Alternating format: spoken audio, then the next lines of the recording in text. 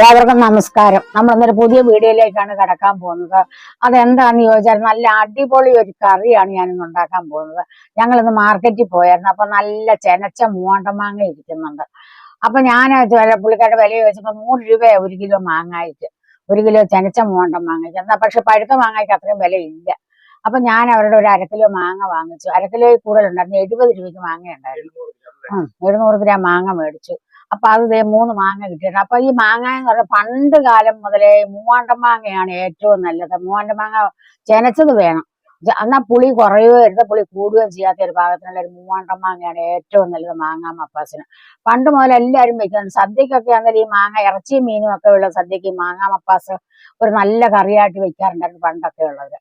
അതുപോലെ തന്നെ ഈ മാങ്ങ ഇറച്ചിയും മീനും കൂട്ടുമില്ലാത്തവർക്കും ഈ മാങ്ങാ മപ്പാസും ഒരു പപ്പടവും ഉണ്ടെങ്കിൽ സദ്യ അടിപൊളിയാണ്. ഇത് നല്ല രുചിയുള്ള മാങ്ങാ മപ്പാസ് എങ്ങനെയാ വെക്കുന്നത് നമുക്കൊന്ന് കാണാം. അതിന് എന്തൊക്കെ വേണമെന്നുള്ളത് നമുക്കൊന്ന് കാണാം.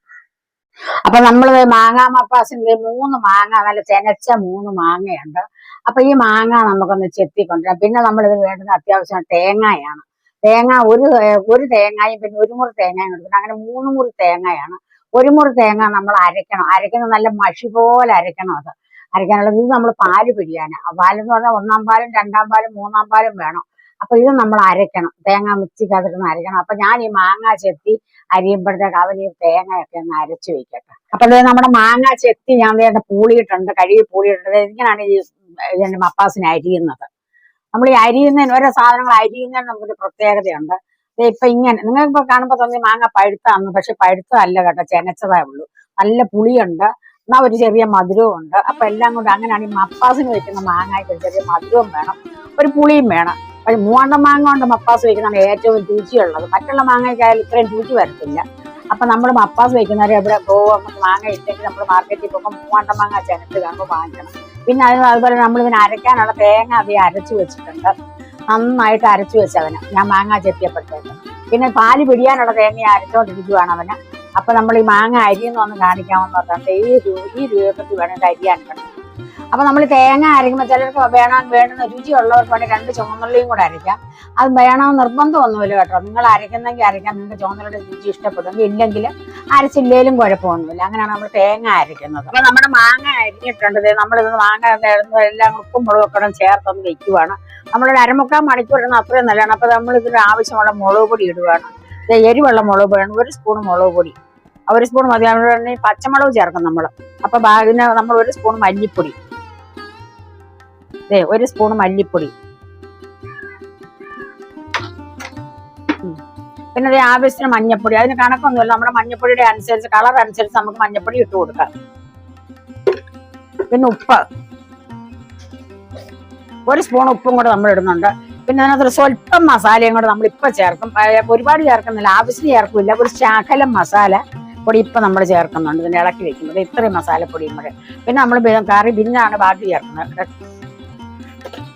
അപ്പൊ ഇത് നമ്മൾ ഇങ്ങനെ കൈ കൊണ്ട് നന്നായിട്ടൊന്ന് ഇളക്കി കൂട്ടി. അപ്പൊ ഇതിന്റെ മാങ്ങയുടെ വെള്ളം ഇതെല്ലാം കൂടെ ഇത് പിടിച്ച് മാങ്ങ നന്നായിട്ട് ഈ അരപ്പെല്ലാം പിടിച്ചു വരും. അപ്പൊ നമുക്കൊന്ന് കൂട്ടി വെക്കാം. വെച്ചേക്കണം. എത്ര സമയം ഇരുന്നാലും അത്രയും നല്ലതാ. ഇതിപ്പോ നമ്മൾ ഒരുപാട് നേരം വെച്ചേക്കുമില്ല. നമ്മൾ കടുക് പൊട്ടിക്കാനൊക്കെ അരിയുമ്പോഴത്തേക്ക് ഇത് റെഡിയാവും. കാരണം നമുക്കിത് ഉണ്ടാക്കിയിട്ട് വേണം ചോറ് ഉണ്ണാനൊക്കെ. അതുകൊണ്ട് അധിക സമയം വെക്കാൻ പറ്റില്ല. വെക്കാൻ പറ്റുന്നവർ എത്ര സമയം വെച്ചാലും അത്രയും നല്ലതാ. കൈകൊണ്ട് തന്നെ നന്നായിട്ട് തിരുമ്മി തല്ലിപ്പൊത്തി വെച്ചു. അപ്പൊ നമ്മുടെ മാങ്ങാ മപ്പാസിന്റെ എല്ലാം റെഡി ആയിട്ടുണ്ട്. മാങ്ങ നമ്മൾ പുരട്ടി വെച്ചു.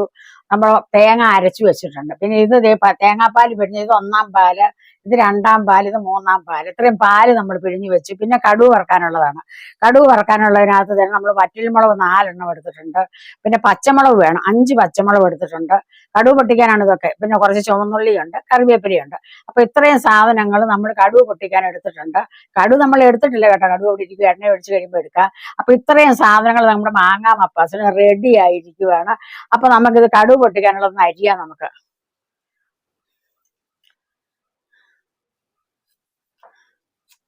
നമ്മുടെ കൊച്ചുരുളിയിലാണ് നമ്മളിത് ഉണ്ടാക്കുന്നത്. അപ്പൊ നേരം നമ്മുടെ കറി കിടക്കും. അപ്പൊ ദേ കടുവിന്റെ കൂടെ ഒരു 5-8-10 ഉലുവായി കൂടി ഇടുന്നുണ്ട്.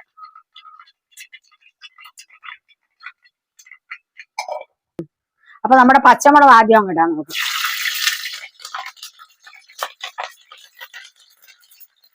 അപ്പൊ അവനെ അടുത്ത് നമ്മുടെ ചുവന്നുള്ളി അരിഞ്ഞു വെച്ചേക്കുന്ന ഇടാം.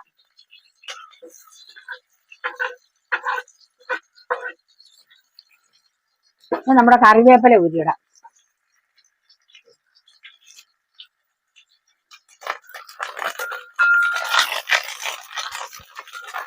അപ്പൊ നമ്മുടെ വറ്റൽമുളകും കൂടെ ഇടുവാണ്.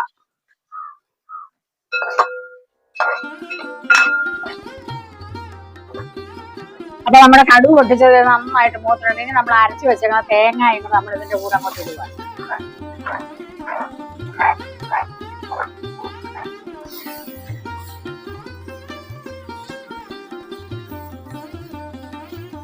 അപ്പൊ നമ്മുടെ തേങ്ങയുടെ പച്ചച്ചോപ്പ് അതൊക്കെ ഒന്ന് മാറിയിട്ടുണ്ട്. അപ്പൊ നമ്മൾ അരിഞ്ഞു വെച്ചേക്കുന്ന മാങ്ങായും കൂടെ നമ്മൾ ഇതിന്റെ കൂടെ ഇടുക.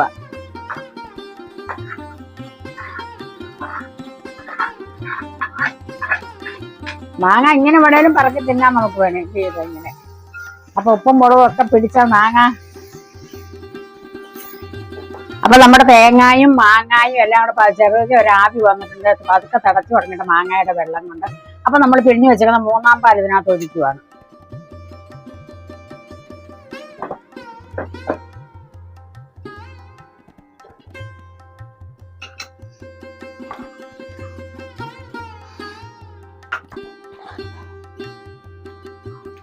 അപ്പൊ നമ്മളൊരു സ്വല്പം ഉപ്പും കൂടെ വേണം. ഉപ്പും കൂടെ ചേർത്ത് നമ്മളിങ്ങനെ അത് വെച്ചേക്കണം. അങ്ങനെ അടയ്ക്കൊന്നും വേണ്ട. നമ്മൾ അങ്ങനെ പതുക്കെ അടുപ്പായിരുന്നു തിളക്കട്ടെ. തിളച്ചാൽ മാങ്ങയൊക്കെ ഒന്ന് വെന്ത് അതിനകത്തോട്ട് ആ പുളിയൊക്കെ ഒന്ന് ഇറങ്ങട്ടെ. നമ്മുടെ മാങ്ങാ മപ്പാസ് 3-ാം പാലിനകത്ത് ഒരു അത്യാവശ്യം നമുക്ക് വെന്തിട്ടുണ്ട്. അപ്പൊ 2-ാം പാലും കൂടെ നമ്മൾ കൊണ്ട് ഒഴിക്കാൻ കഴിയും.